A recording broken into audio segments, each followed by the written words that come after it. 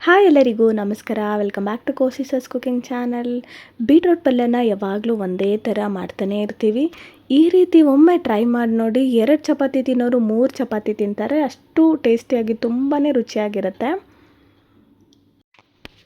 ಇದಕ್ಕೆ ಒಂದು ಮಿಕ್ಸಿ ಜಾರ್ಗೆ ಸ್ವಲ್ಪ ಕೊಬ್ಬರಿ ತಗೊಳ್ತಾ ಇದ್ದೀನಿ. ಕೊಬ್ಬರಿನ ಹಾಕ್ಕೊಂಡು ಅದಕ್ಕೆ ಒಂದು ಅರ್ಧ ಟೇಬಲ್ ಸ್ಪೂನ್ ಆಗೋಷ್ಟು ಜೀರಿಗೆ ಹಾಕ್ಕೊಬೇಕು. ಹಾಗೆ ಅರ್ಧ ಟೇಬಲ್ ಸ್ಪೂನ್ ಆಗೋಷ್ಟು ಸಾಸಿವೆ ಹಾಕ್ಕೊಬೇಕು.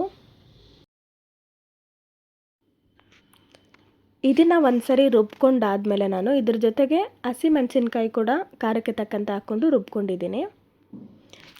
ಈಗ ಒಂದು ಬಾಣಲಿಗೆ 4 ಟೇಬಲ್ ಸ್ಪೂನ್ ಆಗೋಷ್ಟು ಎಣ್ಣೆನ ಹಾಕ್ಕೊಬೇಕು. ಇದಕ್ಕೆ ಸ್ವಲ್ಪ ಸಾಸಿವೆ, ಒಂದು 1/4 ಟೇಬಲ್ ಸ್ಪೂನ್ ಆಗೋಷ್ಟು ಸ್ವಲ್ಪ ಜೀರಿಗೆ, ಹಾಗೆ ಇದಕ್ಕೆ ಕಡಲೆಬೇಳೆ 1 ಟೇಬಲ್ ಸ್ಪೂನ್ ಹಾಕ್ತಾಯಿದ್ದೀನಿ. ಅರ್ಧ ಟೇಬಲ್ ಸ್ಪೂನ್ ಆಗೋಷ್ಟು ಉದ್ದಿನಬೇಳೆ ಹಾಕ್ಕೊಂಡಿದ್ದೀನಿ. ಇವೆಲ್ಲ ಕ್ರಿಸ್ಪಿ ಆಗಬೇಕು. ಸೊ ಅಲ್ಲಿವರೆಗೂ ಇದನ್ನು ಫ್ರೈ ಮಾಡಿ. ಅದಾದಮೇಲೆ ನಾನು ಇದಕ್ಕೆ 1 ಈರುಳ್ಳಿನ ಸಣ್ಣ ಸಣ್ಣದಾಗಿ ಕಟ್ ಮಾಡಿಕೊಂಡು ಹಾಕ್ಕೊತಾ ಇದ್ದೀನಿ. ಇದನ್ನು ಕೂಡ ಹಾಕ್ಕೊಂಡು ಚೆನ್ನಾಗಿ ಫ್ರೈ ಮಾಡಬೇಕು. 2 ನಿಮಿಷ ಚೆನ್ನಾಗಿ ಫ್ರೈ ಮಾಡಬೇಕು.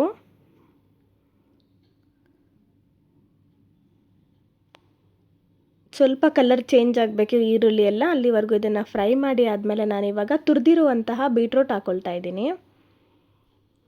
ನಾನು 2 ದಪ್ಪ ಗಡ್ಡೆಗಳನ್ನು ತುರಿದು ಇಟ್ಕೊಂಡಿದ್ದೆ. ಸೊ ಹಾಕ್ಬಿಟ್ಟು ಅದಕ್ಕೆ ಉಪ್ಪು ಕೂಡ ಆ್ಯಡ್ ಮಾಡ್ತಾಯಿದ್ದೀನಿ. ಆ್ಯಡ್ ಮಾಡಿ ಇದನ್ನು ಮಿಕ್ಸ್ ಮಾಡ್ಕೊಳ್ತಾ ಇದ್ದೀನಿ. ಈ ಥರ ಮಿಕ್ಸ್ ಮಾಡಿಕೊಂಡು ನಾವು ಇದನ್ನು ಒಂದು 2 ರಿಂದ 3 ನಿಮಿಷ ಹಾಗೆ ಸ್ಲಿಮ್ಮಲ್ಲೇ ನಾವು ಬೇಯೋಕ್ಕೆ ಬಿಡಬೇಕಾಗತ್ತೆ. 2 ರಿಂದ 3 ನಿಮಿಷ ಆದಮೇಲೆ ನಾವು ರುಬ್ಬಿರುವಂಥ ಮಸಾಲೆನ ಇದಕ್ಕೆ ಹಾಕ್ಕೊಬೇಕು. ಕೊಬ್ಬರಿ, ಸಾಸಿವೆ, ಸ್ವಲ್ಪ ಜೀರಿಗೆ ಮತ್ತು ಸ್ವಲ್ಪ ಹಸಿಮೆಣಸಿನ್ಕಾಯಿ ಇದಿಷ್ಟು ಹಾಕ್ಕೊಂಡು ರುಬ್ಕೊಂಡಿದ್ದೀವಲ್ಲ, ಸೊ ಇದು ಹಾಕ್ಕೊಂಡು ಚೆನ್ನಾಗಿ ಮಿಕ್ಸ್ ಮಾಡ್ಕೊಬೇಕಾಗತ್ತೆ. ಬೀಟ್ರೂಟ್ನ ತುರ್ಕೊಳ್ಳೋದೊಂದೇ ಕಷ್ಟ, ಮಾಡೋದು ತುಂಬಾ ಸುಲಭ, ತುಂಬಾ ಬೇಗ ರೆಡಿ ಆಗುತ್ತೆ.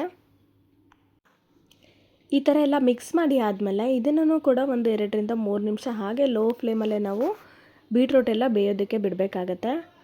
ಅದಾದಮೇಲೆ ನಮಗೆ 2 ರಿಂದ 3 ನಿಮಿಷ ಚೆನ್ನಾಗಿ ಲೋ ಫ್ಲೇಮಲ್ಲೇ ಇದನ್ನು ಬೇಯಿಸ್ಕೊಂಡ್ರೆ ನಮಗೆ ತುಂಬಾ ರುಚಿಯಾಗಿ ಬೀಟ್ರೂಟ್ ಪಲ್ಯ ರೆಡಿ ಆಗುತ್ತೆ. ಚಪಾತಿ ಜೊತೆಗಂತೂ ತುಂಬಾ ರುಚಿಯಾಗಿರುತ್ತೆ.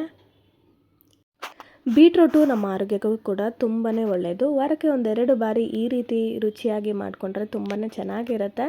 ಸೊ ಒಮ್ಮೆ ಟ್ರೈ ಮಾಡಿ ನೋಡಿ, ಯಾವ ರೀತಿ ಇದೆ ಅಂತ ನನಗೆ ಕಮೆಂಟ್ ಬಾಕ್ಸಲ್ಲಿ ತಿಳಿಸಿ. ಸೊ ಇದೇ ಥರ ರುಚಿಯಾದ ರೆಸಿಪಿಗಳಿಗಾಗಿ ನಮ್ಮ ಚಾನಲ್ನ ಸಬ್ಸ್ಕ್ರೈಬ್ ಮಾಡಿ, ಲೈಕ್ ಮಾಡಿ, ಹಾಗೆ ನಿಮ್ಮ ಫ್ಯಾಮಿಲಿ ಮತ್ತು ಫ್ರೆಂಡ್ಸ್ಗೂ ಶೇರ್ ಮಾಡಿ. Thanks for watching.